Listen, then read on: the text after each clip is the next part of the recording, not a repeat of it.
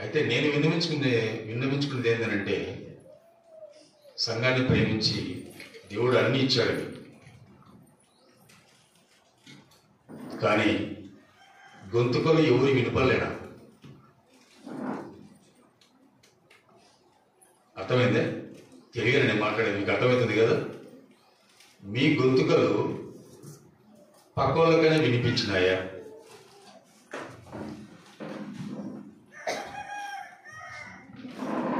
నేనేమంటున్నానంటే,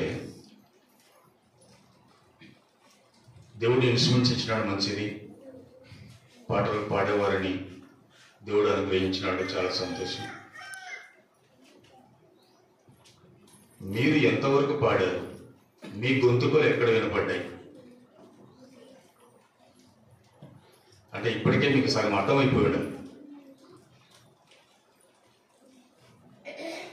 ఎప్పుడు కూడా దైవజనులు చాలా మంది ఏమంటారంటే, పులిపీఠం మీద నిలబడి వాక్యం చెప్పేటప్పుడు మీకు నా మాటలే కొంతమందికి అర్థమైతే, కొంతమందికి అర్థమైన దాన్ని అర్థవంతంగా చేసుకోవడానికి ప్రయత్నం చేస్తారు. ఏదైనా చిన్న విమర్శ వచ్చినప్పుడు నేను ఒక్కనే మీకు విమర్శ చేస్తాను, కానీ మీ నుంచి నాకు విమర్శ వస్తుంది. ఈ గమనం మనం కలిగి ఉండాలి. అదే విధానంలోనే ప్రభువుని మనం గణపరచడానికి వచ్చినాం. మీ గొంతుకలు దేవునికి వినిపించాలి.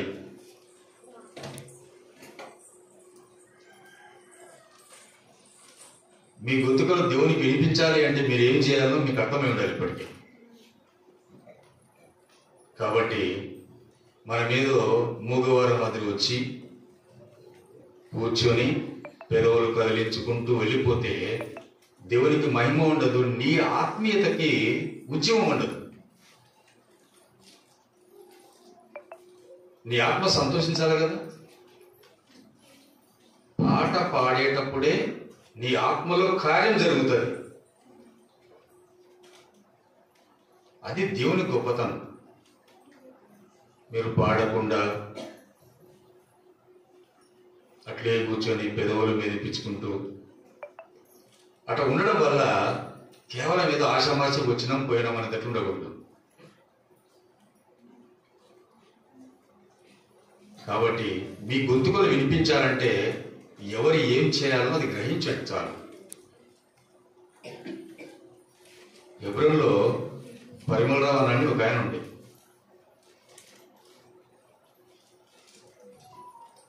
ఆయన మహిమలో పిలువబడ్డారు అనుకుంటా.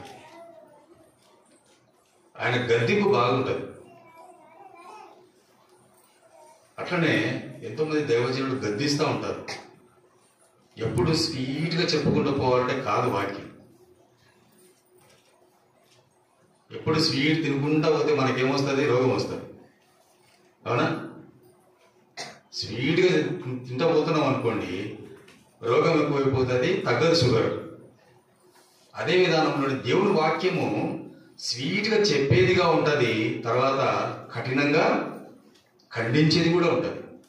అందుకే మన దైవ వాక్యాన్ని కూడా మాట అన్నారు, ఇది రెండంచులు గల ఖడ్గం. ఎంత స్మూత్గా ఉంటుందో అంత కఠినంగా కూడా ఉంటుంది. గ్రహింపు కలిగి ఉండాలి మనం. కాబట్టి మన నోరు తెరిచి మనం పాడగలగాలి అంటే మన గొంతుకలు మనం వినిపించాలి, మన పక్క వారిగా వినిపించాలి కదా. నాకైతే గొంతుకలు ఏమీ వినిపించాలి.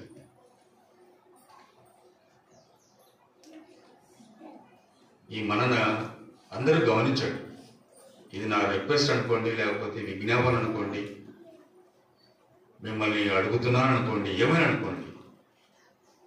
దేవుని ప్రజలు, దేవుడు విమోచించి రక్తం ఇచ్చి సంపాదించుకున్న సంఘంలో ఉన్న దేవుని బిడ్డల గొంతుకలు వినిపించకపోతే నీ పక్క వాళ్ళు నేనేమనకపోవచ్చు, కానీ దేవుడు చూస్తూ ఉంటాడు. ఈ గమనిక అందరూ గ్రహించండి. మనం ఆరాధనలోకి వెళ్ళక మునుపు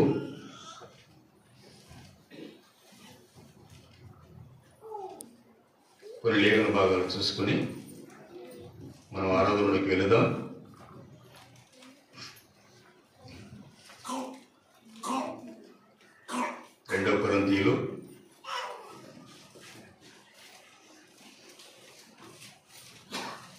చెప్పుకోమన్నానా? అంటే అన్న నువ్వు వచ్చినప్పటి నుంచి అన్నీ చెప్తానే ఉన్నావు, కష్టంగా ఉంది అనుకోకండి. కష్టం తర్వాత ఏమొస్తుంది చెప్పాలి, మాట్లాడండి. టిఫిన్ చేసి వచ్చిరా? ఎవరు తినలేదా? తినకపోతే చెప్పండి, ఏమన్నా స్నాక్స్ ఏమన్నా అరేంజ్ చేద్దాం. మాట్లాడాలి. మీరు మాట్లాడుతూ ఉంటే ఇక్కడ నాకు కొంత ఉత్సాహంగా ఉంటుంది. మీరు ఏం మాట్లాడకుండా వచ్చినాం ప్రభువా, తిన్నాం ప్రభువా, నిద్ర వస్తుంది ప్రభువా, ఏమి అటు ఇటు చూసకుండా చక్కగా చూస్తూ ఉంటే నిద్ర వస్తూనే ఉంటుంది ప్రభువా, సహాయం చేయ ప్రభువా అంటే సహాయం చేస్తాడు దేవుడు. మీరు మందిరంలో కూర్చున్నారా, వాక్యం వింటున్నారని తినడానికి మీ నోటి నుంచి మాటలు రిప్లై వస్తూ ఉంటారు. ప్రతి ఒక్కరు కూడా మీ బైబిల్ అని మీ ఒళ్ళో పెట్టుకోండి. ఫస్ట్ మీ కాళ్ళ దగ్గర ఏమి ఇట్లా పక్కన పడేసి, అంటే ఆషామాషిగా ఉండకూడదు. మన భక్తి ఏమిడిదో, మన విధేయత ఏమిడిదో తెలుస్తుంది అప్పుడే. మీకు ఒక ఉదాహరణ చెప్తాను. సిక్కు మతస్థులు వాళ్ళ గ్రంథాన్ని తల మీద పెట్టుకొని పోతారు. సిక్కు మతస్థులు తెలుసు కదా, సిక్కులు వాళ్ళ గ్రంథాన్ని తల మీద పెట్టుకొని మోసుకొని పోతారంట ఎక్కడికైనా బయట. మనం అంత భక్తి లేకపోయినా మన గ్రంథాన్ని మనం జాగ్రత్తగా పట్టుకోవాలి. ఈ బైబిల్ గ్రంథం మన చేతికి రావడానికి ఎంతో మంది రక్తం చిందించినారు. వాళ్ళు రక్తం చిందించి ప్రాణాలు పోగొట్టుకుంటే ఈ బైబిల్ మన చేతిలోకి వచ్చింది. మనం ఏదో ఎవరో రాసిన పుస్తకాల్లాగా పక్కన పడేసి మన కాళ్ళ ముందు పెట్టుకొని, నిన్నగాక మొన్న వచ్చిన దయ్యాన్ని మీరు ఎప్పుడు ఒళ్ళో పెట్టుకుంటారు. ఏమిటిది? దయ్యాన్ని మీరు మీ జోబులలో, మీ కాళ్ళల్లో, కాళ్ళ మీద పెట్టుకుంటారు. దైవాన్ని కింద పెడతారు. మనం ఎంత మంచులం కదా, మంచులం మాంచులం కదా, ఒకటే గీత ఉంటుంది, మంచి మాంచి. 60-50 ఏళ్ళ సంవత్సరాలలోకి బాగా తెలిసి గుడి దీర్ఘాలు, కొమ్ము దీర్ఘాలు, తలకట్టు దీర్ఘాలు. మంచి అనేదానికి మాంచి అనేదానికి ఎంత తేడా ఉంటుందో చూడండి. అట్లనే దయాన్ని మీ ఒళ్ళో పెట్టుకొని దైవాన్ని మీరు కాళ్ళ దగ్గర పడేస్తున్నారు. ఇది నీ ఆత్మీయ జీవితానికి మంచిది కాదు. ఎప్పుడైనా కానీ ఎక్కడికి వెళ్ళినా దేవుడు మనకు పవిత్ర గ్రంథం ఇచ్చాడు. ఆ గ్రంథాన్ని ఎంతో భక్తి శ్రద్ధలతో మనం పట్టుకోవాలి. ఇప్పుడు మనకు ఒళ్ళు ఉండాలి. నువ్వు దేన్ని ఎక్కువగా ప్రేమిస్తావో దాని ప్రకారంగా దేవుడు బహుమానాలు ఇస్తాడు. మనకు దేవుడు ఇచ్చిన పిల్లల్ని మనం ఎంతగా చూసుకుంటామో అంతకంటే ఎక్కువ చూసుకోవాలి గ్రంథాన్ని. కాబట్టి మీరు మీ గ్రంథాన్ని మీరు మీ ఒళ్ళో పెట్టుకొని వాక్యాన్ని చదవడానికి ప్రయత్నం చేయండి. 2 కొరింథీయులకు రాసిన పత్రిక 9వ అధ్యాయం 15వ వచనం, పేజీ నంబర్ 164, క్రొత్త నిబంధన.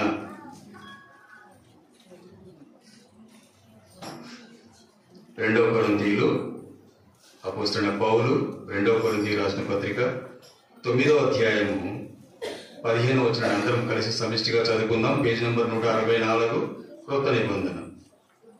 చెప్పశక్యము కాని ఆయన వరమును గూర్చి దేవునికి స్తోత్రము. మరొకసారి చదువుకుందాం. చెప్పశక్యము కాని ఆయన వరమును గూర్చి దేవునికి స్తోత్రం. 2వ భాగంగా యోహాను రాసిన సువార్త 4వ అధ్యాయం 10వ వచనాన్ని అందరం కలిసి చదువుకుందాం. పేజీ నంబర్ 83, క్రొత్త నిబంధన యోహాను రాసిన సువార్త 4వ అధ్యాయం 10వ వచనం అందరం కలిసి. అందుకు యేసు, నీవు దేవుని వరమును నాకు దానము, నిన్ను అడుగుతున్న వాడెవడో అదియు ఎరిగింటే నీవు ఆయనను అడుగుదు, ఆయన నీకు జీవజలమిచ్చునని ఆమెతో చెప్పారు. 3వ అధ్యాయం 16వ వచనం పక్కనే ఉంటుంది మీకు, ఎడమ సైడే. దేవుడు లోకమును ఎంతో ప్రేమించెను కాగా ఆయన తన అద్వితీయ కుమారుడిగా పుట్టిన వాని విశ్వాసం ప్రతివాడను నశింపక నిత్య జీవం పొందినట్లు ఆయనను అనుగ్రహించాను. చిన్న ప్రార్థన చేసుకుందాం. మోకరించిన వారందరూ కూడా మోకరించండి. నేను అనుకుంటాను ఎవరికి మోకాలు నొప్పులు లేవని, అందరూ ఆరోగ్యవంతులే, దాదాపుగా కుర్చీలో కూర్చున్న వాళ్ళు తప్ప అందరూ మోకరించాలి. మా ప్రేమణ తండ్రి, పరిశుద్ధుని దేవ, యేసుక్రీస్తు వారి ఉన్నతమైన శ్రేష్టమైన నామములో ఉదయకాల సమయంలో మీ పాద సన్నిధిలో మీ సన్నిధికి రాగలుగుటకు, మిమ్మల్ని ఘనపరచుటకు మా జీవితాల్లో మరొక దినం ఇచ్చినందుకై స్తోత్రములు. గత రాత్రి కాలం అంతా కాపాడి భద్రపరిచి మంచి నిద్రను అనుగ్రహించి మా దేవుని దగ్గర ఆయన ఆలయంలో చేరి రాగలుగుటకు మీరు అనుగ్రహించిన సమయం బట్టి స్తోత్రం చెల్లిస్తూ ఉంటున్నాను. నమ్మకమైన ప్రభువా, ఉదయకాలంలో పాటల ద్వారా మిమ్మల్ని మహిమపరిచినందుకై స్తుతిస్తూ ఉంటున్నాం. మా ఆత్మలను సిద్ధపరిచి మిమ్మల్ని హెచ్చించడానికి, ఆరాధించడానికి, పూజించడానికి కొన్ని లేఖన భాగాల ద్వారా మీరు మాతో మాట్లాడము, నాతో మాట్లాడము. నమ్మకమైన తండ్రి, ఉదయకాలంలో చేరి వచ్చినటువంటి మీ ప్రియులందరూ బట్టి మీకు వందనాలు. మార్గ మధ్యంలో ఉన్నవారిని, అనానుకూల పరిస్థితుల వల్ల, అనారోగ్య పరిస్థితుల వల్ల పడకల మీద ఉన్నవారిని మీ సన్నిధికి మరొక తరుణం ఇవ్వాల్సిందిగా ప్రార్థన చేస్తూ ఉంటున్నాను. ఎవరైతే రాలేని స్థితిలో ఉంటున్నారో వారిని దర్శించము, పరామర్శించము. దినమంతట్లో మీ సహాయాన్ని కోరుకుంటా ఉంటున్నాం ప్రభువా. మీ రక్త ప్రోక్షణ ప్రభావం కిందికి నన్ను మమ్మల్ని తెచ్చుకుంటా ఉంటున్నాం తండ్రి. మిమ్మల్ని ఏ విధంగా ఆరాధించాలో, ఏ విధానంలో హెచ్చిస్తే, పూజిస్తే, ఆరాధిస్తే పరలోకంలో మీరు సంతోషించే విధంగా ఉంటారు, ఆ విధానంలో తండ్రి లేఖన భాగాల ద్వారా మీరు మాట్లాడి మమ్మల్ని దర్శించమని మీకే మహిమ, ఘనత, ప్రభావాలు ఆరోపించుకుంటా ఉంటున్నాను. నిర్గమాకాండం 4:12, లూకా 12:12, ఇర్మియా 1:9, అపోస్తల కార్యములు 18:14 జ్ఞాపకం చేసుకోవాల్సిందిగా ప్రార్థన చేస్తూ యేసుక్రీస్తు వారి నామములో అడిగి వేడుకుంటున్నాము తండ్రి.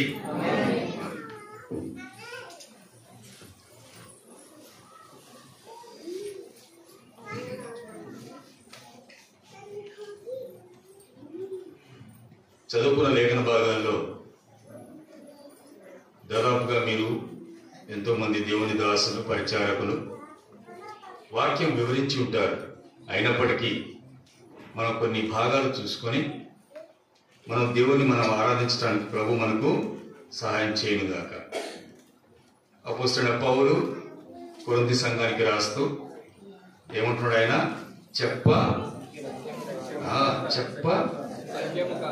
సఖ్యము కాని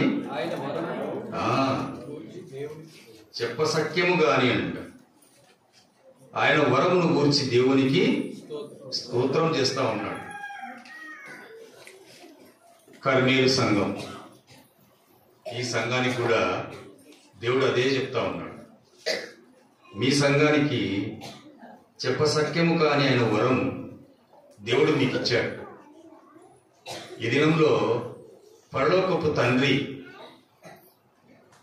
కుమారుడుగా భూమి మీద రావడానికి కుమారుడిని పంపించేటప్పుడు, కుమారుడా నేను నిన్ను భూమి మీదకి పంపిస్తా ఉన్నాను, నా ప్రజలైనటువంటి వారు ఉన్నారు భూమి మీద, వారిని ఆదరించడానికి, బలపరచడానికి, సహాయం చేయడానికి, వారిని రక్షించడానికి నిన్ను ఒక బలి పశువుగా పంపిస్తా ఉన్నా.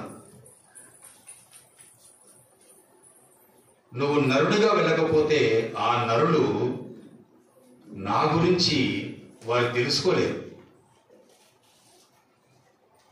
అందుకే నేను భూమి మీదకి పంపిస్తా అన్నప్పుడు కుమారుడు ఏం చేసినాడు? విధేయత చూపించేసినాడు. అందుకే ప్రభువైన యేసుక్రీస్తు వారు నీకు నాకు ఒక వరం. ఆయనే రాకపోతే భూమి మీద నీ జీవితం, నా జీవితము ఇంత సంతోషంగా ఉండేది కాదు.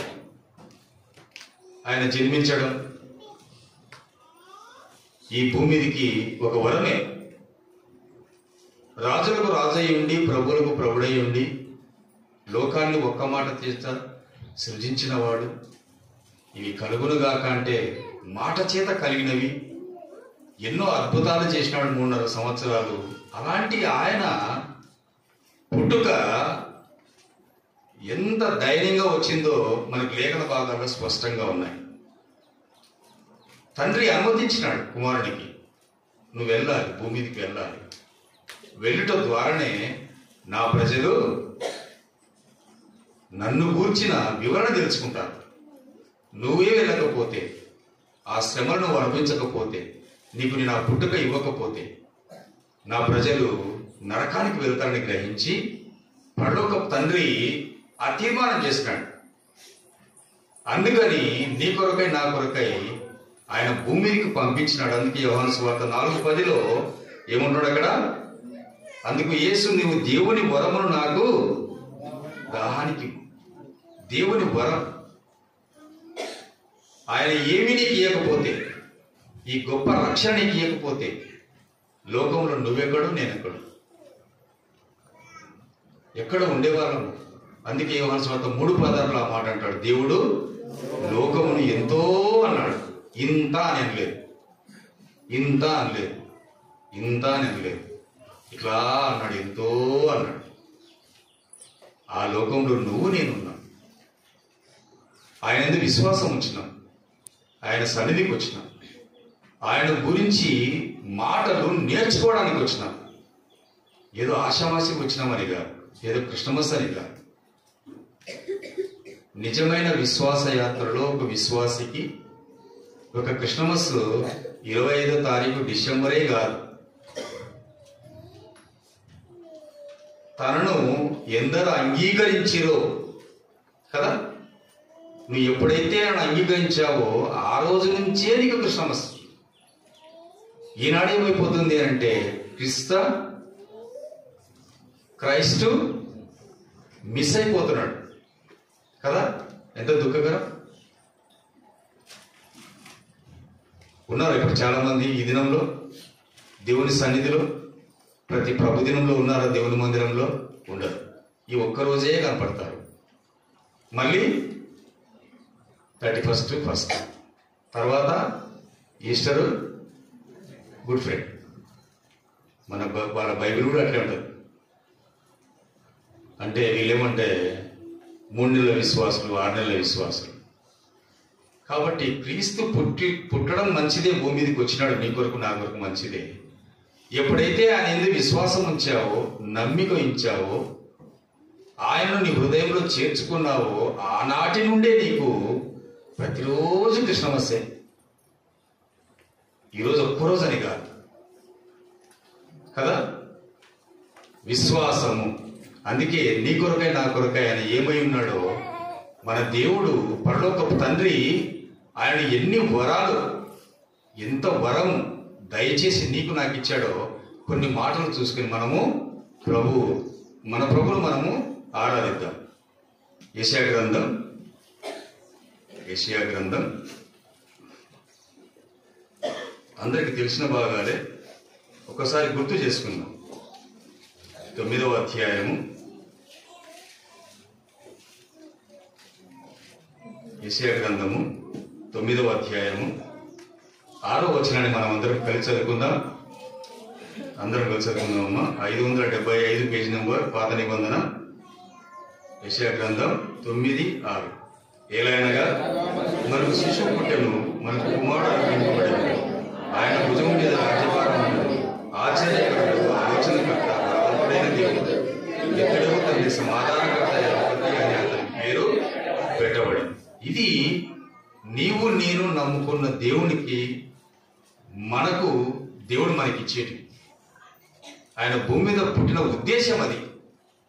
ఈ ఉద్దేశాన్ని ఎరగక మనం ఏం చేస్తున్నామంటే ఏదో ఆషామాషిగా వస్తున్నాం, ఒక క్రిస్మస్కి వచ్చిన తర్వాత కనిపించాం.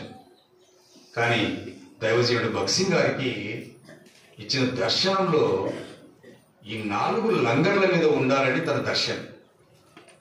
అందుకే మనం 4 లంగర్ల మీద జీవించే విశ్వాస యాత్ర హెబ్రోన్ సహవాసం.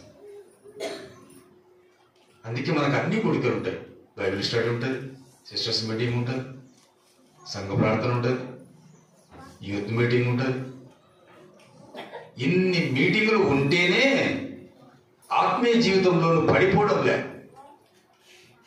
లేకపోతే పడిపోతుండే కదా. వారం వారం ప్రభుబల అనేది ఒక హెబ్రోను సహవాసంలోనే ఉంటుంది. అది దైవజనుడు భక్సింగ్ గారికి పరలోకపు తండ్రి యేసు క్రీస్తు వారు ఇచ్చిన దర్శనం. అది అపోస్తల కార్యములు 2:42 ప్రకారంగా ఆయనకి ఇచ్చిన దర్శనాన్ని తను యాత్రా జీవితంలో కొనసాగించుకుంటూ వచ్చాడు. ఇన్ని వేల సంఘాలు కట్టుకుంటూ వచ్చాడు. కొన్ని కోట్ల ఆత్మలను రక్షించుకుంటూ వచ్చినాడు ఆయన. అంటే ప్రభువైన యేసుక్రీస్తు వారు తన శిరసత్వం కిందికి తీసుకొని ఆయనను ఒక పాత్రగా వాడుకున్నాడు భక్సింగ్ గారిని. ఆయన మనకి ఏది నేర్పించాడో అదే మనము నేర్చుకుంటా ఉన్నాం. కాబట్టి ప్రభువైన యేసుక్రీస్తు వారు ఇన్ని రకాలుగా, అంటే ఒక్కొక్క దాన్ని వివరించడానికి మనకు సమయం లేదు, కానీ ఆ వాక్యాన్ని మాత్రమే, ఆ వచనాన్ని మాత్రమే చూసుకున్నాం. మనకు శిశువు పుట్టెను, మనకు కుమారుడు అనుగ్రహింపబడింది. కాబట్టి ఇది వరమేనా? దేవుడిచ్చిన వరమేనా ఇది? పరలోకపు తండ్రి నీకు ఆ వరం ఇచ్చి కుమారుడిగా ఆయన భూమి మీద పుట్టించకపోతే నీవు నేను మన పరిస్థితి ఎట్లుండదో ఆలోచించేయండి ఒకసారి. దీన్ని బట్టి మనం ఆరాధించాలి. ప్రభా, లోకంలో నేను కలిసిపోయి ఉండేవాడిని, నీ సన్నిధికి రాలేకుండా ఉండేవాడిని, నువ్వు నా కొరకే పుట్టినావు, ఈ భూమి మీద నన్ను రక్షించినావు. ఇంకా మంచి మాట ఒకటి ఉంటుంది, చెప్పన సత్యము కానీ మహిమాయుక్తమైన సంతోషం అంటారు కదా. ఎంత సంతోషమో అది. అంటే ఒక విశ్వాస యాత్రలో విశ్వాసి ప్రతి దినము విశ్వాసి జీవితంలో ఎప్పుడైతే ఆ నెమ్మది, సమాధానము, సంతోషము దేవునిలో కొనసాగుతూ పోతాడో ప్రతిరోజు క్రిస్మస్ వస్తాయి. మనుషులం కదా మనం. కష్టం వస్తుంది, దుఃఖం వస్తుంది, నిట్టూర్పు వస్తుంది, వేదన వస్తుంది, అన్నీ వస్తాయి. వీటన్నిటిలో మనకు దేవుని హస్తం ఉంటుంది. కాబట్టి ఆ హస్తం ద్వారా మనం ముందుకు నడిపించుకుంటూ పోతా ఉంటాం. అందుకే ఆయనకి అన్ని పేర్లు రాయించాడు యెషయా భక్తుడు. అన్నిటిలో అలా ఉండాలని, ఆ విధంగా ఉండాలని మనం జీవించాలని. హెబ్రీ పత్రిక 1వ అధ్యాయం, హెబ్రీ 1వ అధ్యాయము మొదటి 3 వచనాలు చదువుకుందాం. పేజ్ నెంబర్ 200, క్రొత్త నిబంధన. పూర్వకాలమందు నానా సమయాలలోనూ నానా విధములుగాను ప్రవక్తల ద్వారా మన పితరులతో మాట్లాడే దేవుడు ఈ దినముల అంతమందు కుమారుని ద్వారా మనతో మాట్లాడను. ఆయన కుమారుని సమస్తమైన వారసునిగా నియమించాను. ఆయన ద్వారా ప్రపంచములు నిర్మించాను కదా. ఎంత స్పష్టంగా అంటే మన పితరులతో మాట్లాడిన దేవుడు, పరలోకపు తండ్రి, మన పితరులైనటువంటి ఇశ్రాయేలు ప్రజలు, అబ్రహాము, ఇస్సాకు, యాకోబు, వీరితో ఉండిన దేవుడు ఈనాడేమంటున్నాడు? ఈ దినముల అంతమందు కుమారుడు ద్వారా మనతో ఉన్నాడు. ఎంత గొప్ప వరం కదా. కుమారుడిగా ఆయన భూమి మీదకి రాలేకపోతే, కుమారుడిని పంపించకపోతే నా జీవితంలో ఏమి ఉండేది? ఈ సంతోషం ఉండేదా? అందుకే పాట పాడదాం కదా, ఈ సంతోషము నీకు కావాలన్నా, ఈ సంతోషము నీకు కావాలన్నా, ఈ సంతోషము నీకు కావాలన్నా, నేడే యేసును తాకురము, నేడే యేసును తాకురము కదా. ఎంత సంతోషము అంటే ఒక విశ్వాస జీవితంలో ఆయన పుట్టుక దినాన్ని మనం వచ్చినా మంచిదే, కానీ ఈ సంతోషం మనకి ఎల్లకాలం ఉండాలంటే క్రీస్తు నీలో ఉండాలి. ఎప్పుడు క్రీస్తు నీలో ఉండాలి. నీలో క్రీస్తు ఉన్నప్పుడే ఎంత కష్టం వచ్చినా, ఎంత దుఃఖం వచ్చినా, నాకు తోడుగా ఉన్నాడు నా తండ్రి, యేసు ప్రభు వారు నాకు ఉన్నారు అనేది నిశ్చయిత నీలో ఉంటుంది కదా. ఇది లేనప్పుడు నువ్వు అన్ని దుఃఖ దినాలే ఉంటాయి నీకు. అందుకే ఎప్పుడు కూడా నీ నిజ జీవితంలో, నీ యాత్రా జీవితంలో ప్రభువైన యేసుక్రీస్తు వారిని ఎప్పుడు దూరం చేసుకోకూడదు. చిన్న కష్టం వచ్చిందని, చిన్న బాధ వచ్చిందని, నిటూర్పు వచ్చిందని, కుటుంబంలో బాధలు ఉన్నాయని, కష్టం ఉందని దేవుణ్ణి అట్లా పక్కన పెట్టేసేస్తే ఆయన ఎంత దుఃఖపడేవాడిగా ఉంటాడు. నువ్వు ఎంతగానో ప్రేమిస్తున్నటువంటి నీ కుమార్తె అనుకో, నీ కుమారుడు అనుకో, ఒక పూట 2 పూటలు అన్నం పెట్టకపోతే నీ కడుపు తరక్కపోతుంది కదా. అరే నా బిడ్డ తినకపోయాని, ఉపవాసం ఉండని, తిన్నాడో లేదో, భూమి మీద ఉండి నీకు అంత బాధ ఉంటే ప్రభువైన యేసుక్రీస్తు వారు నీ కొరకై భూమి మీదకి వచ్చి పడరాని పాటు పడ్డాడు. ఆయన నువ్వు గుర్తు చేసుకోక, ఒక్క దినం అని కాదు, మనం ప్రతిదినము గుర్తు చేసుకోవాలి. ప్రభువైన యేసుక్రీస్తు వారిని ఎంతమంది చూసినారు మీరు? కనపడేటాడు కదా, కళలోనో లేకపోతే ఇంకొక విధానంగా కనపడి ఉంటాడు. ఎంతమంది చూసినారు యేసు ప్రభువును? ఎవరు చూడలేదా? మీకు చిన్నపిల్లలు మీకు కనిపించాలి యేసు ప్రభు? ఎవరికి కనిపించలేదు యేసు ప్రభు? ఎవరికి కనపలేదా? నేను ఇప్పుడు చెప్తా, అప్పుడు హారలి సూక్ష్మంలో మోక్షం చెప్పినావన్నా నువ్వు. సూక్ష్మంలో మోక్షం ఎవరు అక్క ఎవరు అంటున్నారు కానీ వాళ్ళు బయటికి రాలేదు. చెప్పండి అక్క, ఎవరు చెప్పండి. యోహాను సువార్త 1:1 అంతే. మరి తెలియకపోతే బ్రహ్మ విద్య అంటారు చూసినావా లోకంలో, తెలిస్తే కోతి విద్య కదా. ఎంతమంది యేసు ప్రభు మీకు కనపడినాడు అంటే అందరిలో మొగాలు వేసుకుంటున్నాడు. ఏడు కనపడినాడబ్బా, రాత్రి వచ్చేటప్పుడు కనిపించలేదు, నిద్రపోయినప్పుడు కళ్ళు కూడా కనిపించలేదు, పొలం దగ్గరికి లేకపోతే ఉద్యోగానికి పోయేటప్పుడు ఎక్కడ కనిపించలేదు, తెల్లగా బట్టలు వేసుకొని. కాబట్టి ఉదయకాలంలో ఎప్పుడైతే నువ్వు దేవుని వాక్యాన్ని చదువుతావో అప్పుడు నీవు దేవుణ్ణి చూసినట్టు, నీ దేవుడు నిన్ను చూసినట్లు. అందుకే చదవాలి బైబిల్, వాక్యం చదవాలి. ఎప్పుడు కూడా అన్ని పనులకు మనకు టైం ఉంటుంది, దేవుని వాక్యాన్ని చదువుకోవడానికి టైం ఉండదు. ఎంత మంచివాళ్ళమో మనం కదా. అన్నిటికీ టైం ఉంటుంది. వంట వండుకోవడానికి టైం ఉంటుంది, జాబ్ చేయడానికి టైం ఉంటుంది, స్కూల్కి పోవడానికి, కాలేజీకి పోవడానికి, ఉద్యోగానికి పోవడానికి, ఎవరైనా పిలిస్తే ఆ టయానికి వెళ్ళడానికి అన్నీ ఉంటాయి. కానీ బైబిల్ తెరిచి వాక్యాన్ని చదువుకోవడానికి టైం ఉండదు మనకి. నేర్చుకుందాం. ప్రభువైన యేసుక్రీస్తు వారు భూమి మీదకి వచ్చి నిన్ను రక్షించిన ఉద్దేశం అదే. నువ్వు ఆయనలో ఉండాలని, ఆయన నీతో ఉండాలని. మర్చిపోతే ఎట్లా చెప్పండి. కాబట్టి పూర్వదినాలలో మన పితరులతో ఉన్న దేవుడు ఈ దినాలు అంతమంది కుమారుడి వారు మనతో మాట్లాడుతూ ఉన్నాడు. అరే నేను నీకోసం వచ్చానయ్యా, నీకు వరంగా వచ్చిన నేను భూమి మీదకి నా పుట్టుక నిమిత్తమై భూమి మీదకి వచ్చిన నేను, నా తండ్రి పరలోకపు తండ్రి మీ కొరకై ఒక వరంగా నన్ను పంపించినాడు. నన్ను పంపించిన ద్వారానే ఈనాడు నువ్వు నేను సంతోషంగా ఉన్నాం. ఆయన ఒక్కసారే ప్రాణం పెట్టాడు. మనము ఆయన్ను దినదినము దుఃఖ పెడతా ఉన్నాం కదా. అది ఆయన ఇష్టం కాదు, మన ఇష్టం అది. కానీ ఆయన ఇష్టం ఏంటంటే దినదినము నువ్వు ఆత్మీయంగా బలపడుతూ ముందు కొనసాగాలని ఆశ. కాబట్టి మొదటి దేవుడిది పరలోకపు తండ్రి కుమారుని ఏం చేసినాడు? మనకు ఒక వరంగా ఇచ్చినాడు. ఆయన పుట్టుక మనకు ఒక వరం. దాన్ని మనము ఆస్వాదించడానికి ఈ దినంలో మనం సంఘంలో కూడుకున్న మనం ఆరాధించాలి. ప్రభువా, పరలోకం నుంచి నువ్వు ప్రభువైన యేసుక్రీస్తు వారిగా నువ్వు రాకపోతే,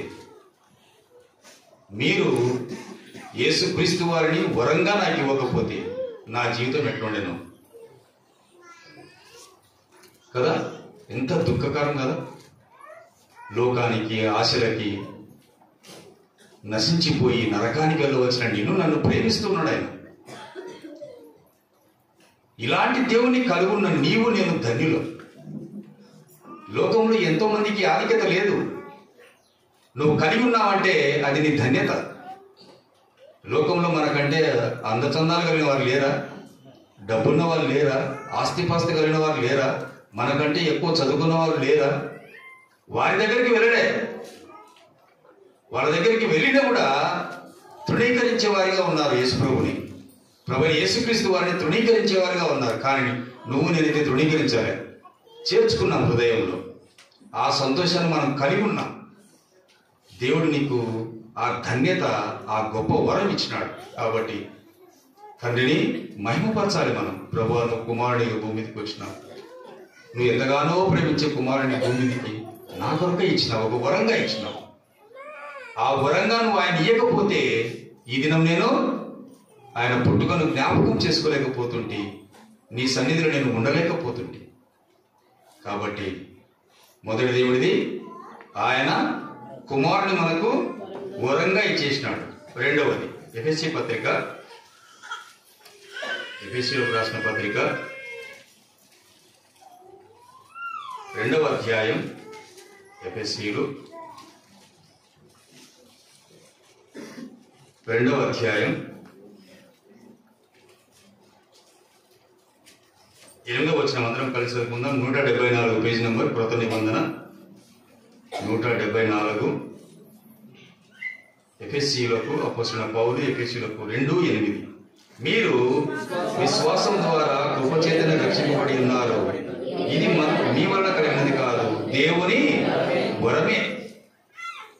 మీలో ఉన్న విశ్వాసం ఎంతంటే ఇంతే కావచ్చు, చిన్న విశ్వాసం కావచ్చు, పెద్ద విశ్వాసం కావచ్చు, కానీ అది కేవలము నువ్వు అనుకుంటే రాలే. దేవుడు నీ దగ్గరికి వచ్చినాడు. అందుకే చాలా మంది దేవుని దాసులు చెప్తా ఉంటారు ఏమనంటే, అందరు కొంతమంది ఆరాధన కూడా చేస్తూ ఉంటారు, ప్రభువా నేను ఎప్పుడు కూడా నీ దగ్గరికి రాలేదు, నువ్వే నా దగ్గరికి వచ్చినావు, వెతుక్కుంటూ వచ్చినావు, వెంటాడుతూ వచ్చినావు, పడిపోయి నన్ను కాపాడడానికి వెతికి వెతికి వెతికి వెతికి ఎంతగానో వేసారిపోయి నా దగ్గరికి వచ్చినావు ప్రభు, అందుకే నేను నీ దగ్గరికి వచ్చినా అంటుంటాను కదా. ఇది కేవలం ఏంటంటే నువ్వు విశ్వాసం ద్వారా కృప వచ్చేతేనే. ఆయన కృప లేకపోతే నువ్వు నేను రక్షింపబడేవారం కాదు, లోకంలో కొట్టుకొని పోయేవాళ్ళం. ఇది కేవలం ఏంటంటే చిన్న విశ్వాసం వచ్చినాం, ప్రభు నా హృదయంలోకి రాయ, లేకపోతే నా బ్రతికిట్లు అయిపోతుంది, నాశనం అయిపోతాను, నాశనానికి జోగాడుతాను, ఎక్కడో వెళ్ళిపోతాను అని చెప్పి చిన్న విశ్వాసం నుంచి ఆయన దగ్గరికి వచ్చినాం. వచ్చిన ద్వారా నేను రక్షింపబడ్డావు. అది కేవలం అది దేవుని వరం, అది కదా. ఆయన వరము లేకపోతే నువ్వేమి, నీ శక్తి భక్తి ఏమి చాలదు. మనం ఏమనుకుంటామంటే అంతా నా శక్తి అనుకుంటాం. ఎంత శక్తివంతుడైనా, ఎంత భక్తిపరుడైనా దేవుని శక్తి మీద ఆశ్రయించకపోతే కష్టం. దేవుని శక్తి మీద ఆధారపడక ఎంతో మంది ఈ లోకం నుంచి వెళ్ళిపోయినారు. మీకు పెద్ద ఉదాహరణ తెలుసు, కరోనా. అవునా కదా? ఎంతోమంది ఆస్తిపరులు, ఎంత డబ్బున్న వాళ్ళు, అన్ని సంపాదించుకున్నారు. వాళ్ళు తమ ప్రాణాన్ని వాళ్ళు కాపాడుకోలేకపోయినారు చాలా మంది. నువ్వు నేను బతికినాం, చూసినావా?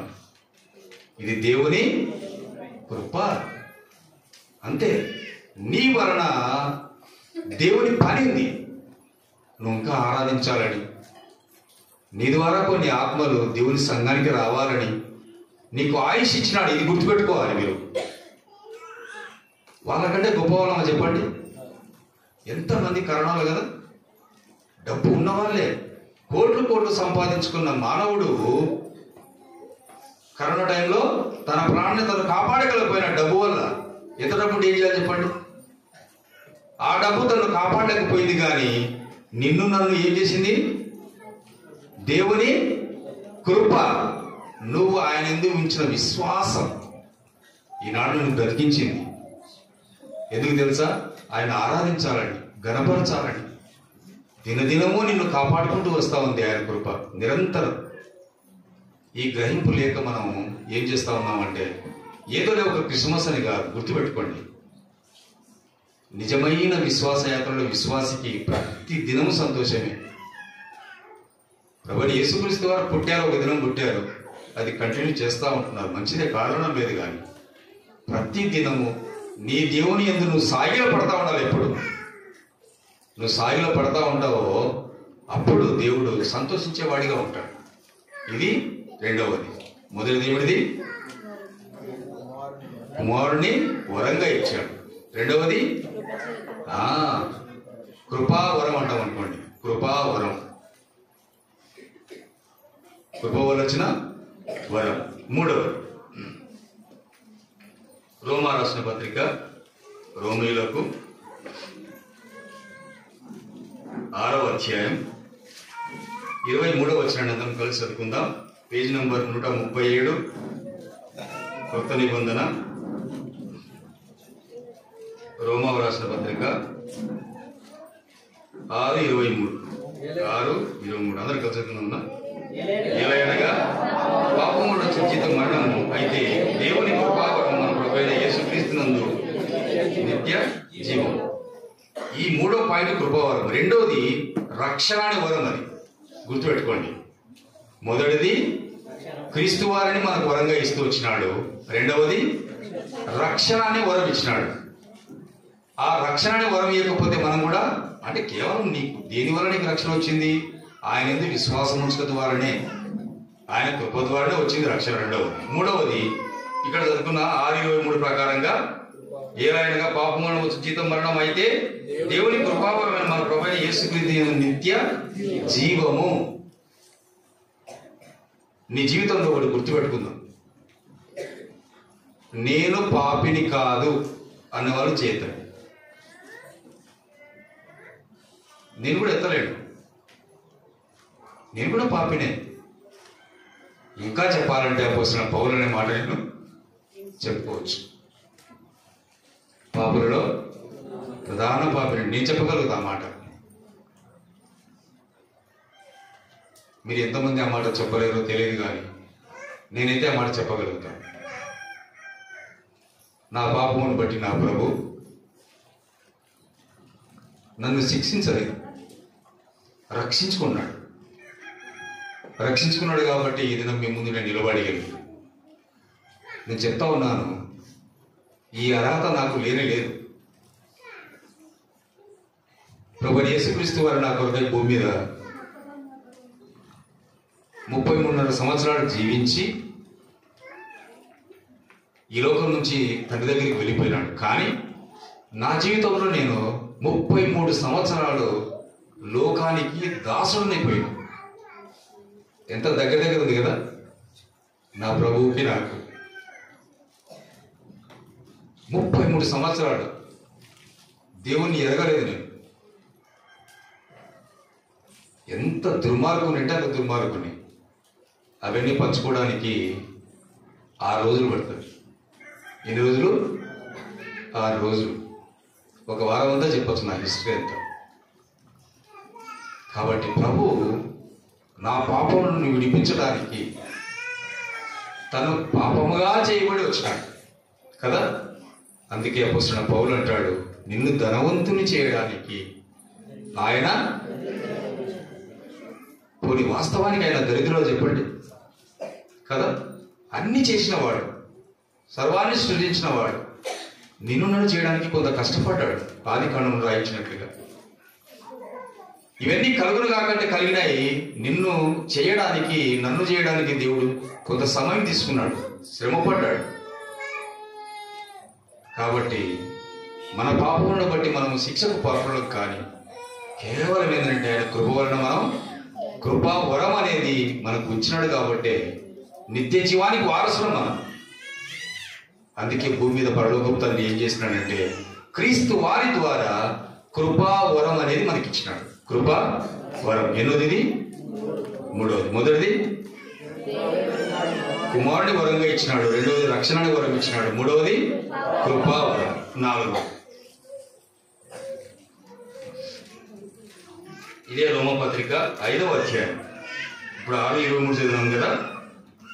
5వ అధ్యాయము 17వ వచనం. 17 పక్క పేజీ ఉంటుంది. రోమపత్రిక 5:17 వచనం చదవండి. మరణము ఒకటి అపరాధముల వలన వచ్చినది, ఆ ఒకరి ద్వారానే ఏలినవాడి బాహులను నీతి దానంగా పొందువారు తమగలవారి మన నిశ్చయంగా యేసుక్రీస్తు ఒకరి ద్వారానే ఏలుదు. ఇదే అధ్యాయంలో 12వ వచనం చదవండి.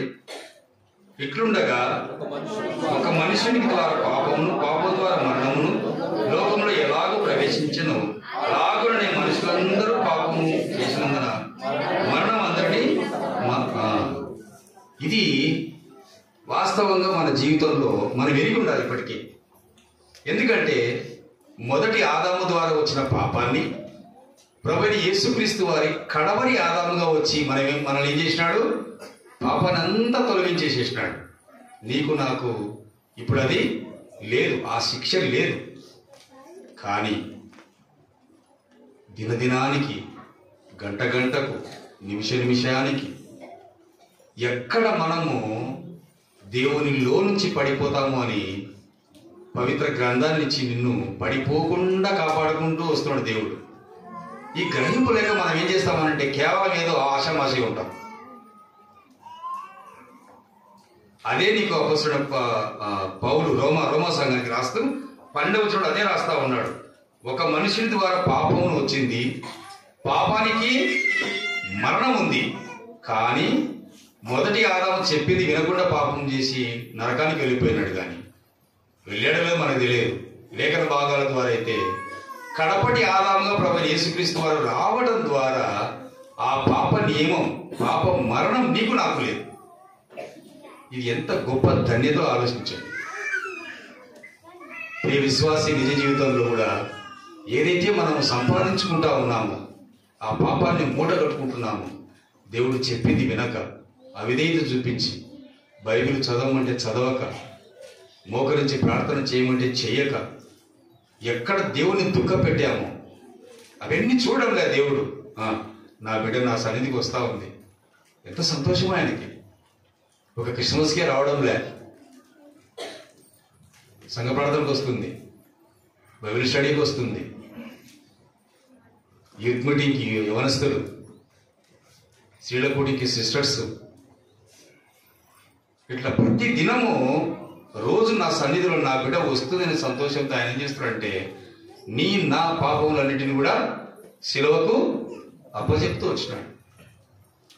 కాబట్టి ఇది ఎన్నోది? ఇది 4వది. ఇది ఏమంటాం మనం? ఎక్కడ తీసుకుపోతున్నాం మనల్ని? నిత్య జీవార్థమైన ఆ పరలోక రాజ్యానికి వారసులుగా చేసుకున్నాను నేను నన్ను. ఆ వారసత్వం ఎవరికీ లేదు, నీకు నాకు ఉంది. కాబట్టి ఇది గ్రహించిన నీవు ఇప్పటికి ఏం చూసినాం మనము? 4. మొదటిది కుమారుడిగా వరం ఇచ్చినాడు. రెండవది రక్షణ వరం ఇచ్చినాడు. మూడవది కృపావరం ఇచ్చినాడు. 4వది నిత్య జీవము, నీతికి ఆధారపడుతున్న దేవుడు. తర్వాతది పరిశుద్ధాత్మ వరం అనేది ఒకటి ఇచ్చినాడు. చూడండి, అపోస్తుల కార్యములు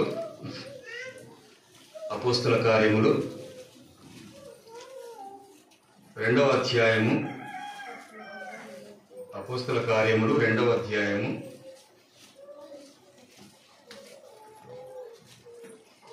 అపోస్తుల కార్యములు 2వ అధ్యాయము 38వ వచనం. అందరం కలిసి చదువుకుందాం. పేజీ నంబర్ 105వ పేజీ. అపోస్తుల కార్యములు 2:38. అందరం కలిసి చదువుకుందాం. ఈ వాగ్దానమును క్షమించండి, పేతురు మీరు మారుమనసు పొంది పాప క్షమాపణ నిమిత్తమై ప్రతివాడు యేసుక్రీస్తు నామమున బాప్తిసం పొందుటే అప్పుడు మీరు పరిశుద్ధాత్మ వరమును పొందుదురు. ఇది మీకు ఒక ఉదాహరణ చెప్తాను. పాత నిబంధన కాలంలో మన పితరులైనటువంటి వారు అబ్రహాము కావచ్చు, మోషే కావచ్చు, ఇసాక్ కావచ్చు, యాకోబు కావచ్చు, దావీదు కావచ్చు, సమూయేలు కావచ్చు, ఇంకా కొంతమంది భక్తులకు అందరికీ దేవుడు ఏం చేస్తూ వచ్చినాడంటే పాత నిబంధన ప్రకారంగా పరిశుద్ధాత్ముని యొక్క సహాయము వాళ్ళ అవసరతను బట్టి, వాళ్ళు ఏ అవసరత ఉందో ఆ అవసరత మేరకు వాళ్ళ దగ్గరికి వచ్చి అక్కడ ఉండి వాళ్ళకి సహాయం చేసి వెళ్ళిపోయేవాడు, ఉండేవాడు కాదు. కానీ ఈనాడు నీకు నాకు ప్రతి క్షణం, ప్రతి నిమిషం, ఎక్కడ పోయినా, ఏడ ఉన్నా, ఏ పరిస్థితిలో ఉన్నా, ఏ స్థితిలో ఉన్నా, ప్రతి చోట నీకు పరిశుద్ధాత్మని యొక్క సహాయం నీకు ఈనాడు ఉంది. మన పితరులకు లేదు. వాళ్ళకు కష్టం వచ్చినప్పుడు ఏం చేసినారు? 3 ఆవరణలుగా చేసేసుకున్నారు. ఆవరణము, పరిశుద్ధ స్థలము, అతి పరిశుద్ధ స్థలం. ఎప్పుడైతే నువ్వు అతి పరిశుద్ధ స్థలంలోకి వెళ్తావో అక్కడ ఆయనకు అన్ని విన్నవించుకుంటావు, విన్నవించేసేసుకొని మళ్ళీ వెనక్కి వచ్చేస్తావు. వాడికి అయిపోయింది, ఇంకా తర్వాత మళ్ళీ వాళ్ళ దగ్గర ఉండడు ఆయన. కానీ ఈనాడు నీకు నాకు ప్రతి సమయం, అసమయం, ఎక్కడైనా కూడా నీ దేవుడు నీకు తోడుగానే ఉంటా ఉన్నాడు. అందుకే ఇక్కడ రాయిస్తూ వచ్చినాడు పరిశుద్ధాత్మ దేవుడు అపోస్తలుడైన పౌలుకి ఆ జ్ఞానం ఇచ్చి. అపోస్తలుడు గారు రాసింది ఎవరు? డాక్టర్ లూకా. పౌలు గారు డాక్టర్ లూకానే కదా. అపోస్తలుడైన పౌలు రాయలే, డాక్టర్ లూకా ఈ అపోస్తలుల కార్యం రాసినాడు. తద్వారా తర్వాత వచ్చిన మిగతావన్నీ కూడా అపోస్తలుడైన పౌలు రాసినాడు. ఆయన సౌలుగా ఉన్నప్పుడు డాక్టర్ లూకా రాశాడు. కాబట్టి ఇక్కడ పరిశుద్ధాత్మ యొక్క సహాయం ఎప్పుడు ఉండింది అంటే ఇప్పుడు నీకు నాకు ఉంది. అంటే పరిశుద్ధాత్మ అనే వరం నీకు లేకపోతే, ఆయన సహాయం నీకు లేకపోతే నీవు నేను ఇంత మనశ్శాంతిగా కూర్చోలేము. అయినప్పటికీ మనశ్శాంతి లేకుండా పరిగెడతా ఉంటాం మనం. మీకు చిన్న ఉదాహరణ చెప్తానండి. ఇప్పటికీ హాఫ్ అన్ అవర్ అయిపోయిందన్న, అరగంట అయిందన్న, అరగంట అయింది. అరగంట నుండి ఎవరి ఫోన్లు మోగలేదు, నేను గమనిస్తా ఉన్నా. కానీ ఫోన్లు వస్తే ఒకరిద్దరు బయటికి వెళ్తా ఉన్నారు, మాట్లాడుతున్నారు, వస్తున్నారు, సంతోషం. కానీ పెద్ద పెద్ద సంఘాల్లో కూడా ఆ సౌండ్లు, ఆ సెల్ ఫోన్ తెచ్చుకుంటారు, ఆ సౌండ్లు పెట్టేస్తారు. అంటే నీ గమనం అంతా ఏం చేస్తుందంటే ఆ సెల్లు వెంటనే నీ గమనాలు అంటే నువ్వు వాక్యం వినే ఆ 4 మాటలు కూడా నీ మనస్సును పాడు చేస్తాయి. సంతోషం, చాలా మంచిది. సైలెంట్లో పెట్టుకున్నారు, వాళ్ళ ఫోన్ వచ్చింది, మాట్లాడి వచ్చేస్తారు, చాలా సంతోషం అది. ఎందుకంటే ఎమర్జెన్సీ కాల్ ఉంటే తప్ప. చాలా మంచి అలవాటు అది. మీరు నమ్మండి, ఈ సంవత్సరం నేను తీర్మానం చేసుకోండి, 2024 సంవత్సరంలో ప్రభుదినంలో నా దయాన్ని నా భార్య కంటే ఎక్కువగా ప్రేమించకుండా దాన్ని తీసుకురాకుండా చేయి ప్రభు అని మొక్కుని తీర్మానం చేసుకున్నాను 2023లోనే. ఆనాటి నుండి ఈనాటి వరకు ప్రభుదినంలో నా సెల్లు, నా బిజినెస్, కాంట్రాక్టర్లు, వర్కర్లు, నన్ను ప్రేమించే వాళ్ళు ఎవరన్నా ఫోన్లు చేసుకుని అది సైలెంట్ ఉంటుంది, మూలలో ఉంటుంది. దాన్ని నేను బైబిల్ తెచ్చుకొని కూడా ఉందా అంటే లేదు, నన్ను సెల్లు పట్టుకొని ఊపుతున్నాను అనుకోవాలి. నేనేం పట్టుకోలేదు, ఏం ముక్త సంచి ఉంది, ఏం లేదు, పాట లేదు, చూడాలి. తెచ్చుకోను, తీర్మానం చేసుకుని నేను ప్రభా వద్దు, అది ఉంటే నన్ను నా గమనాలంటే ప్రభు దగ్గర నేను గడిపే సమయాన్ని నన్ను ఇబ్బంది పెడతారు. ఒక కాంట్రాక్టర్ అంటాడు, ఓ ఫ్రెండ్ అంటాడు, వర్కర్ అంటాడు, ఎలక్ట్రీషియన్ అంటాడు, ఫ్యాబ్రికేటర్ అంటాడు, అన్ని మైండ్ని ఎట్లా వాక్యం వినకుండా చేస్తాయి. అందుకే తీర్మానం చేసుకున్నాను 2024లో, క్షమించండి 2023లో. అప్పటి నుండి ఇప్పటి వరకు ప్రభుదినంలో దాదాపు కాదు 100కి 100 పాలు సెల్ ఇంట్లో పడేసి వస్తాను. మధ్యాహ్నం తర్వాత 3 తర్వాత పోయి నా పని నేను చేసేసుకుంటా, మళ్ళీ నేను ఎవరికి రిప్లై ఇవ్వాలి అంటే నేనేమంటున్నానంటే, నేను భక్తిపరునో లేకపోతే మీకంతే ఆత్మీయతలో గొప్పని చెప్పడం నేను. నువ్వు నేను మనం నేర్చుకోవాలి, మన ప్రభు దగ్గర కొన్ని నేర్చుకోవాలి. ఉండేదే మనం మహా గంట 2 గంటలు సేపు ఉంటాం. ఆ గంట 2 గంటలు కూడా దేవుని సన్నిధిలో నెమ్మదిగా 4 మాటలు వినడానికి మన మనస్సు కేంద్రీకృతం కాకపోతే ఎట్లా చెప్పండి? మన పిల్లని మనం స్కూల్కి కంపల్సరీగా నువ్వు వెళ్లాల్సిందే, బెత్తం తీసుకొని కొట్టి అబ్బాబా ఏం చేస్తాము, రసబస చేస్తాము వాడు బాగుపడాలని. కానీ నీకు నాకు బాగుపడాలనే ఆశ ఉన్నప్పటికీ ఏమి కొన్ని సందర్భాల్లో అట్లా అయిపోతా ఉంటుంది.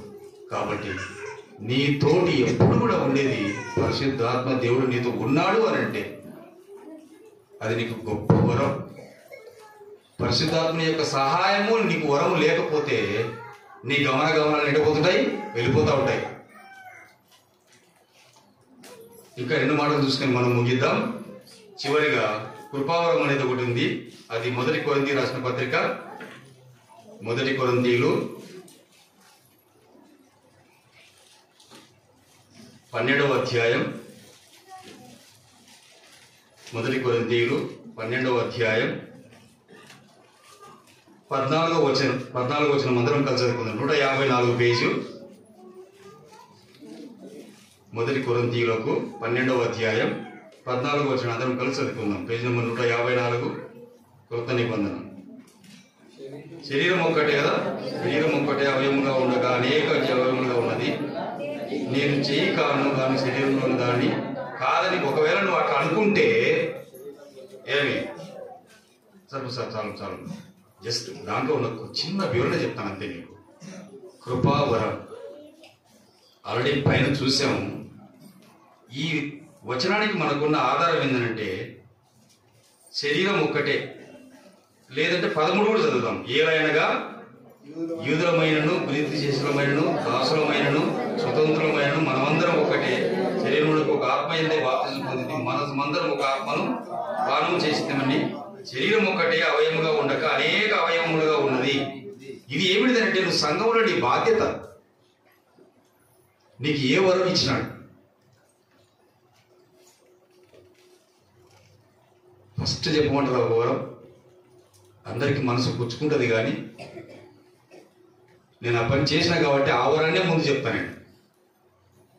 సంఘంలో నీవు సహోదరువైనా సహోదరుడైనా యవనస్తుడవైనా నువ్వు సంఘంలో చేయాల్సిన మొదటి వరం, మొదటి పని టాయిలెట్స్ క్లీన్ చేయాలి. అది ఎవరికీ దొరకలేని ధన్యత. ఈనాడు లేదు. అంత దైవికమైన తగ్గింపు ఈనాడు లేదు. అదే దుఃఖకరం. ఒక విశ్వాసి చూసినావా, సాతాడు ఎంత పని చేస్తాడు. అప్పుడే నేను ఇప్పుడే చెప్తే చాలా సంతోషం అని ఆడు అప్పుడే మొదలు పెట్టాడు. చేస్తాడు వాడు. ఎగ్జాంపుల్ చెప్తాను. ఎప్పుడు ఇక్కడ కూర్చొని ముందర కూర్చోవడం చిన్నపిల్లలు ఉన్నారు కదా, ఇప్పుడు ఈ 2 ఏళ్ళను చూపించి అరే దీనిలో ఏది పెద్దది ఏది చిన్నది అంటే ఏం చెప్తారు వాళ్ళు?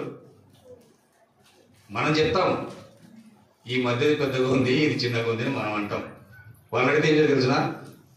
ఎందుకంటే వాళ్ళు మనకంటే మేధావులు కదా. ఇట్లా పెడతా, ఇట్లా పెట్టి 2 సమానంగా ఉన్నాయి చూడు, సమానం. దీన్ని బెండ్ చేస్తుంటాడు. వాళ్ళ తెలివాడు ఉపయోగిస్తాడు, తక్కువడు కాదు. తెలివి ఉపయోగించి లేదు డాడీ లేదు మమ్మీ, అరే 2 సమానంగా ఉన్నాయి, అరే లేదా అని మనం ఇట్లా చూపించామంటే నువ్వు బెండ్ చేస్తున్నావు, ఇంకా దీన్ని బెండ్ చేస్తున్నావు. ఇట్లా కథలు పడతారు మన వాళ్ళు. అంటే నేనేమంటానంటే ప్రభువైన యేసుక్రీస్తు వారు ఇక్కడ ఉంటాడు, వాని పక్కనే వీడు ఉంటాడు. వీడికి పెద్ద తేడా ఉండదు, కొద్దిగానే. ప్రభువైన యేసుక్రీస్తు వారు పరలోకంలో కూర్చుంటే వాడు దగ్గర ఉంటాడు, అన్ని ఇస్తాడు మనకు.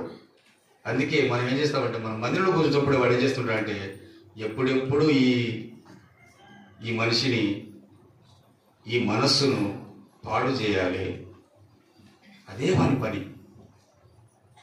కాబట్టి వానికి చోటు ఇవ్వకూడదు. మనం ఎప్పుడు వానికి చోటు ఇస్తామో మనం అపరాధం అవుతాం. కాబట్టి సంఘంలో నీకు ఇచ్చిన వరం ఏది? ఈనాడు పెద్ద పెద్ద దైవజనులు, పెద్ద పెద్ద సేవకులు, వాళ్ళ పిల్లలు వాళ్ళు ఆశీర్వదింపబడ్డారు అని అంటే వాళ్ళ ఆ స్థితి నుంచి వచ్చిన వాళ్ళే. తీసుకోండి, ఎవరి హిస్టరీని తీసుకోండి. పెద్ద పెద్ద సేవకులు వాళ్ళ పిల్లలు ఆయా దేశాల్లో కానీ ఆయా మంచి ఉద్యోగాలలో కానీ ఉన్నారు అని అంటే ఆ సేవకులు, ఆ బాధ్యులని కానీ, ఆ విశ్వాసి అని కానీ వాళ్ళు చేసిన పరిచర్య సంఘంలో హీన స్థితి నుంచి వచ్చి ఉంటారు. అది నేను చెప్తా. ఇంకోటి గుర్తుపెట్టుకోండి, నేను చెప్పే మాట ప్రతిదీ కరెక్ట్. ఒకవేళ మీ దగ్గర 10 మార్కులు పొందాలా అని నేను చెప్పాను అనుకోండి, అక్కడ నాకు ఎన్ని మార్కులు ఉంటాయి? 1 మార్కే ఉంటుంది. ఎప్పుడు లేనిది ఉన్నట్టు చెప్పింటే, ఉన్నది ఉన్నట్టు చెప్పింటే 20 మార్కులు వస్తాయి 10కి. అందుకని ఆ భయం నాకు ఉంటుంది. కాబట్టి విశ్వాస యాత్రలో విశ్వాసి సంఘంలో నీకు ఒక వరం ఇచ్చినాడు దేవుడు అని అంటే ముందు నువ్వు నేర్చుకోవాల్సింది టాయిలెట్స్ దగ్గర నుంచి రా. నువ్వు మనుషులకు చూసి పని చేయకు. ఇది లేదు ప్రభా, నాకు ఈ పని అప్పచెప్పావు, నేను చేస్తా. సేవకుడు ఏమని అనుకొని, బాధ్యులను ఏమని అనుకొని, విశ్వాసులను ఏమనుకొని, ఆంటీ వాళ్ళు, అంకుల్ వాళ్ళు, ఎవరైనా ఏమని అనుకొని, ప్రభా నీ మందిరంలో చేసే ధన్యత నాకు ఇచ్చినావు, నేను ఈ పని చేస్తాను అని తీర్మానం చేసుకోవాలి. అదే నీకు గొప్ప వరం. అది దేవుని దగ్గర పరమందు నీకు ఆశీర్వాదం ఉంటుంది. ఈ గ్రహింపు లెక్క ఏం చేస్తున్నామంటే ఈనాడు అందరం ఫ్యాషన్గా తయారైపోయినాం. నేనేం చేసేది, నేను ఇంట్లోనే ఉడవ, నేను ఇందులో ఉడిచేది. దేవుడు ఎప్పుడు ఎక్కడ ఏ విధానంలో నిన్ను బెండ్ చేయాలో అక్కడ ఉంచుతాడు. సమయం వచ్చినప్పుడు మనకు ఆ గమనాలు ఉండాలి. మందిరంలో చాపలి, మందిరాన్ని క్లీన్ చేయి, అందరు భోజనాల తర్వాత పాత్రలు కడుగు, మందిరాన్ని ఓడు, శుభ్రంగా లేకపోతే చూడు, చేయాలి. ఈ వరం ప్రతి వారికి దేవుడు ఇస్తాడు. ఎప్పుడైతే నువ్వు బాప్తిసంలో సాక్ష్యం ఇచ్చావో, ఎప్పుడైతే నువ్వు రక్షింపబడ్డావో, ప్రభు నీకు ఒక వరం ఇచ్చింటాడు. అప్పుడే ప్రియ కుమారుడు కుమార్తె నాకు ఈ పని చెయ్యి, ఏదో ఒక పని చెయ్యి. నేను రక్షించుకునేది అందుకే. నువ్వు మందిరంలో ఏమీ పని చేయలేదు, కనీసము ఎక్కడికైనా వెళ్ళి ఒక్కరికి సువార్త చెప్పు. అదే ఒక వరమే. నీ ఇంటి పక్కన వాళ్ళకి సువార్త చెప్పు. కాలేజీలో మీరు మీ మీ మీ క్లాస్మేట్స్కి ఒక సువార్త చెప్పండి, మీ ఎంప్లాయీస్కి ఒక సువార్త చెప్పండి. ఇవన్నీ మీకు భయం కలిగించినప్పుడు ఈరోజు క్రిస్మస్ మా ఇంటికి రా, కూర్చో, భోంచి, అప్పుడు నువ్వు సువార్త చెప్పొచ్చు. అట్లయినా దేవుడు నేను వాడుకుంటాడు. అదే ఒక గొప్ప వరం. చాలా సంఘాలలో క్రిస్మస్ రోజు భోజనాలు ఎందుకు కూడా తెలుసా? ఎందుకే మన కర్మల్లో మందిరం భోజనాలు లేట్గా కనపడుతున్నాయి. కరెక్టే ఉందా? భోజనం ఉందా? లేదు. ఎందుకని తెలుసా? మీరు అనుకో ఉండొచ్చు, అరే మేమందరం ఇంటికాడ వండుకొని తింటాం కాబట్టి ఏమి మందిరంలో పెట్టలేదు అనుకో. మందిరానికి లేక కాదు, మందిరానికి దేవుడు సమృద్ధికి ఇచ్చింటాడు నేను నమ్ముతున్నాను. అది కాదు.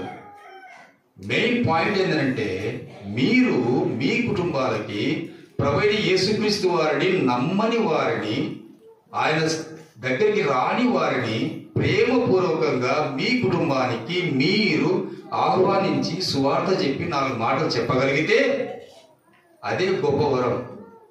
చేయగలుగుతున్నావా? నువ్వు వండుకొని నువ్వే తింటున్నావా? కరెక్టా కాదు? వాస్తవమో కదా చెప్పండి. ఏమవుతుంది? ఒకరిని పిలవండి, భోజనం చేసుకున్న తర్వాత సువార్త చెప్పండి. అరే యేసుప్రభు నమ్ముకోరా, ఏదో క్రిస్మస్కి నిన్ను పిలిచాను,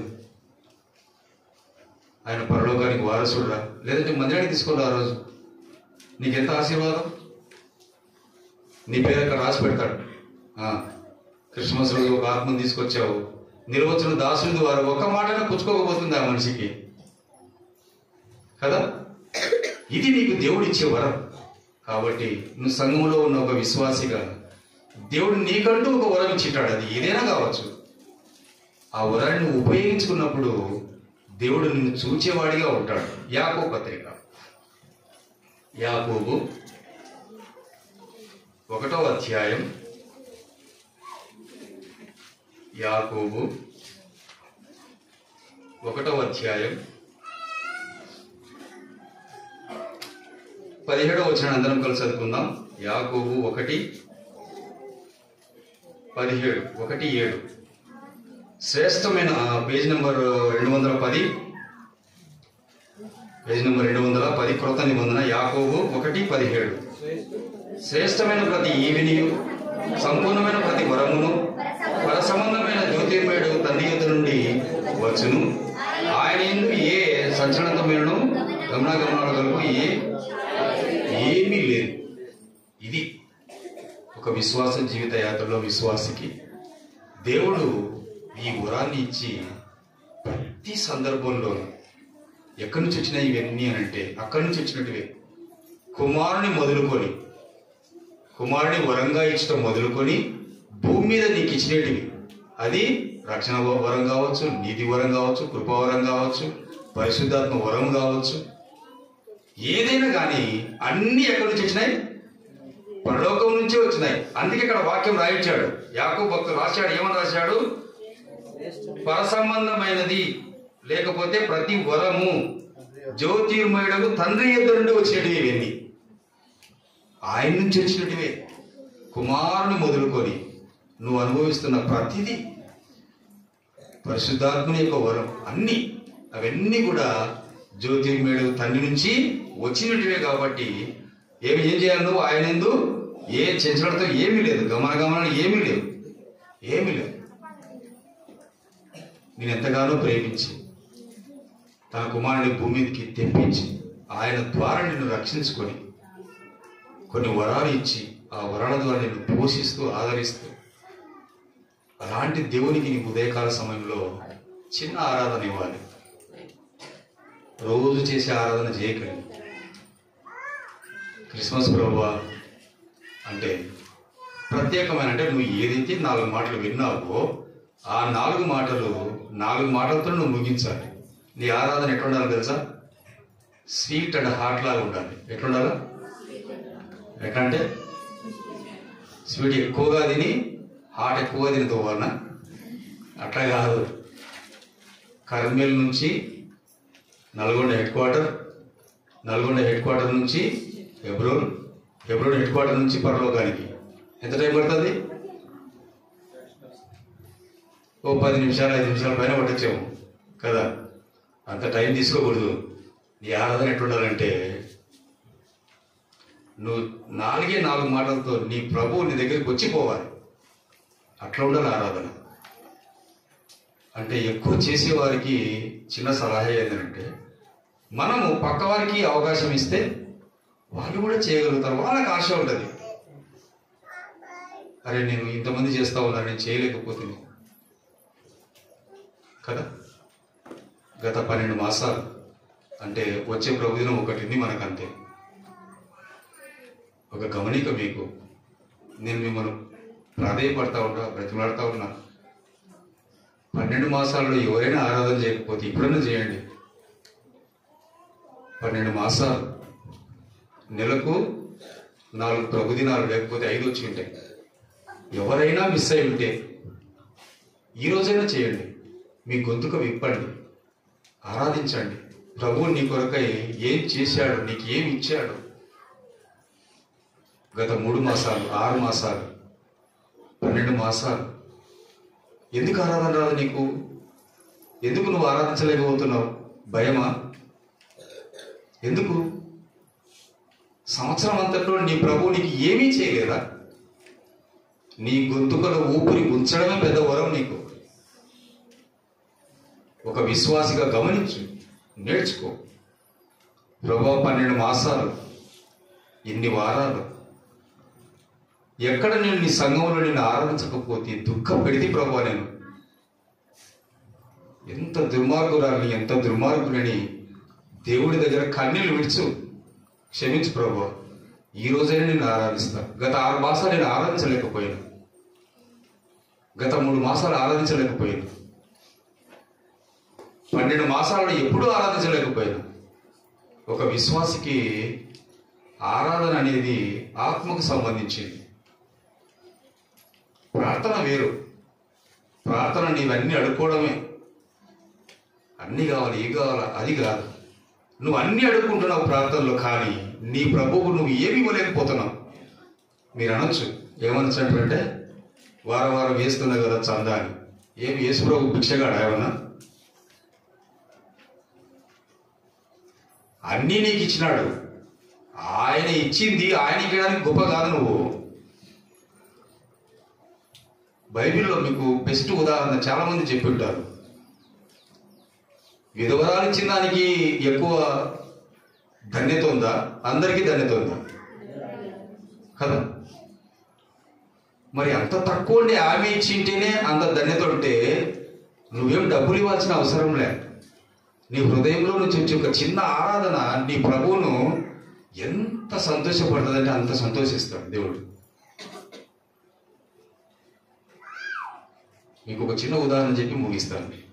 ఇప్పుడు మన పిల్లలు ఉన్నారు, వాళ్ళకి ఇష్టమైన ఒక స్వీట్ ఉంటుంది, ఏదైనా అనుకోండి, లడ్డు అనుకో, లేకపోతే ఏవో వాళ్ళకు నచ్చిన స్వీట్ నువ్వు డబ్బులు పెట్టి అక్కడ నుంచి తీసుకుని వచ్చి, నీ దగ్గర డబ్బు లేకపోయినా వేరే వాళ్ళతో అడిగైనా నువ్వు డబ్బులు తీసుకుని వచ్చి వాడికి ఇచ్చినప్పుడు, ఆ చిన్న పాపకి ఇచ్చినప్పుడు కానీ అబ్బాయికి ఇచ్చినప్పుడు కానీ తినేటప్పుడు నీ హృదయం ఎంత సంతోషపడుతుంది.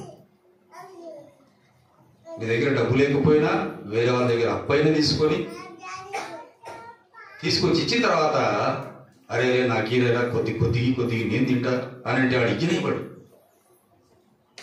అంటే శ్రమ పడింది నువ్వు, కష్టపడింది నువ్వు, డబ్బులు తీసుకొచ్చి ఇచ్చింది నువ్వు. నీ కుమారుడు ఇవ్వకపోతే బాధపడవు, నువ్వు తెలుసా? బాధపడవు, సంతోషపడుతుంటావు. వాడు ఇట్లా ఉరుకుతుంటాడు, అట్ట ఉరుకుతుంటాడు, ఇట్ట పోతుంటాడు, ఇవ్వకుండా యాక్షన్ చేస్తూ ఉంటే సంతోషపడతా ఉంటావు. అరే వాడు నాకు ఇవ్వకపోయినా బాధలేదు, కానీ వాడు తింటున్నాడు.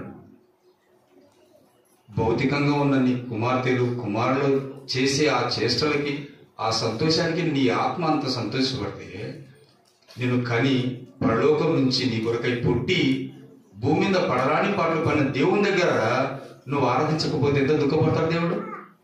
ఆరాధించు, మౌనంగా ఉండకు. గత మాసాలన్నింటిలో ఈ మాసం అంతట్లో ఆరాధించిన వాళ్ళు మౌనంగా ఉన్నాడు, ఏం బాధ లేదు. అంటే అది కండిషన్ కాదు నేను చెప్పేది, వాళ్ళు ఎప్పుడు ఆరాధించకూడదని కాదు. నేను ఏమంటున్నానంటే గత 3 మాసాలు 6 మాసాలు సంవత్సరం అంతటా కూడా ఆరాధించకుండా వాళ్ళు మౌనంగానే ఉంటలే. నీ సహోదరుడు నీ సహోదరి ఆరాధించకపోతే నీకు బాధ లేదా? పురికొల్పోవాలి వాడిని. అరే ఈ రోజున ఆరాధించక, ఈ రోజున ఆరాధించు తమ్ముడు, అన్న ఈ రోజున ఆరాధించు, క్రిస్మస్ కదా, ఈ మాసం అంతట్లో ఆరాధించలేడు. గత 3 మాసాల నుంచి చూస్తా ఉన్నాడు, ఏం ఆరాధిస్తారు? ఇప్పుడన్నా ఆరాధించు, ఈ రోజున ఆరాధించు అనే పురికొల్పు నువ్వు చేయగలిగితే దేవుడు సంతోషించేవాడిగా ఉంటాడు. కాబట్టి నీ జీవితంలో దేవుడు 5-6 వాక్యాల ద్వారా నీతో మాట్లాడినాడు. ఆ మాటల ద్వారా నీ దేవుణ్ణి ఆరాధించి, గణపరిచి, పూజించి దేవుడు మహిమపరిచే విధంగా మనం అందరం ఆరాధనలో పాల్గొందాం. ప్రభు మనకు సహాయం చేయనుగాక. మోకరించగలుగుతాం అన్న పాట.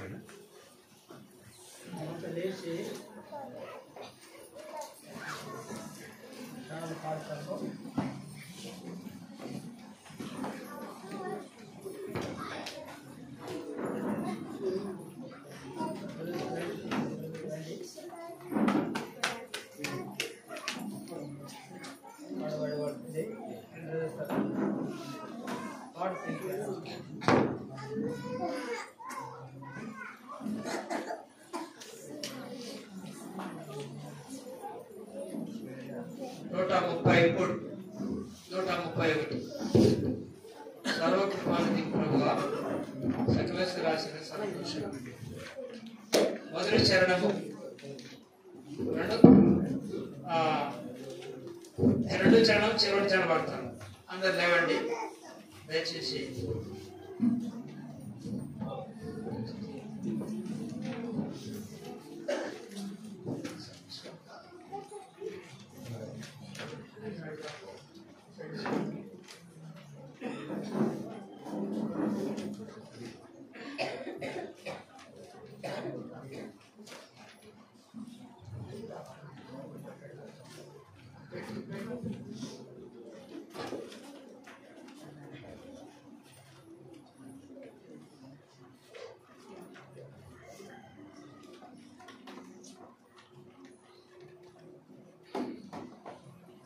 పిల్లలందరూ ముందుకు రావాలి. పిల్లలందరూ ముందుకు రండి. చిన్నపిల్లలంతా పిల్లలందరూ ముందుకు రండి. చిన్న ఆడపిల్లలు కూడా దయచేసి పిల్లలందరూ ముందుకు రావాలి. మీకు చివరిగా వచ్చిన తర్వాత మీకు మంచి బహుమానం ఉంది. మీకు మంచి ఇప్పుడు అప్పు చెప్పినాడు, మీకు మంచి గిఫ్ట్ ఇస్తా అంటే భోజనం ఆ స్వీట్. ఎవ్వరు పోవు, పిల్లలు అందరూ ఇక్కడే ఉండాలి, అయిపోయేదాకా ఉండాలి. ఆ తర్వాత మీకు అంకురుడు మీకు సమర్పణ చేసుకుని మంచి స్వీట్ తెచ్చినారు. ఆ స్వీట్ మీకు ఇస్తాను. ఎవరు పోగొట్టుకోబాకండే, ఎవరు వెళ్ళిపోబాకండే. అది వచ్చి కూర్చోండి పిల్లలందరూ. పెద్దవాడు కొంచెం ఎక్కి జరగండి దయచేసి. కుర్చీ ఉంటుంది, కుర్చీ తెచ్చానికి కుర్చీలో కొంచెం ఎనికి దొరుకుతారా దయచేసి.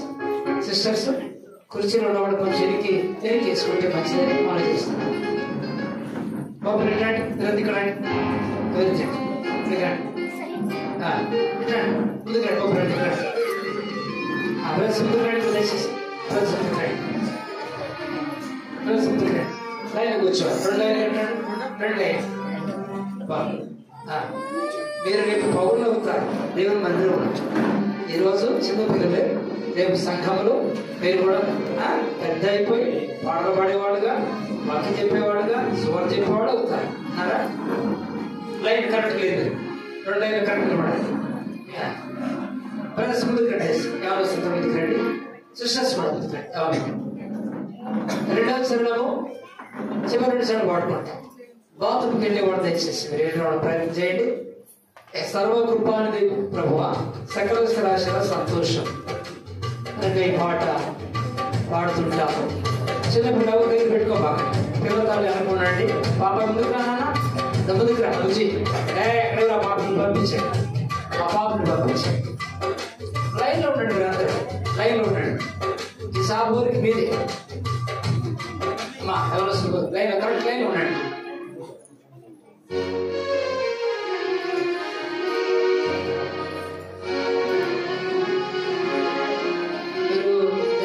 సెల్ ఫోన్లు పూర్తిగా స్విచ్ ఆఫ్ చేసేయండి. అదనంత వరకు మీ స్విచ్ ఆఫ్ చేసుకొని జోబులు వేసుకోండి. మీ జోబులు కబురు రాదు, ఎవరెవరు కదిలించండి, ఎవరెవరు తొందరకి ఈ విషయాన్ని గమనించుకోండి. దేవుని దాసులుగా భారత విషయం చెప్తాం, దానికి ప్రాధాన్యత ఇవ్వబాక.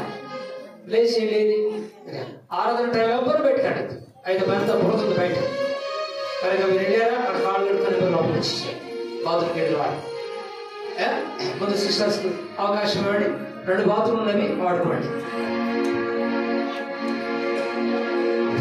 వాడుకుంటున్న 2 స్టేట్ రండి.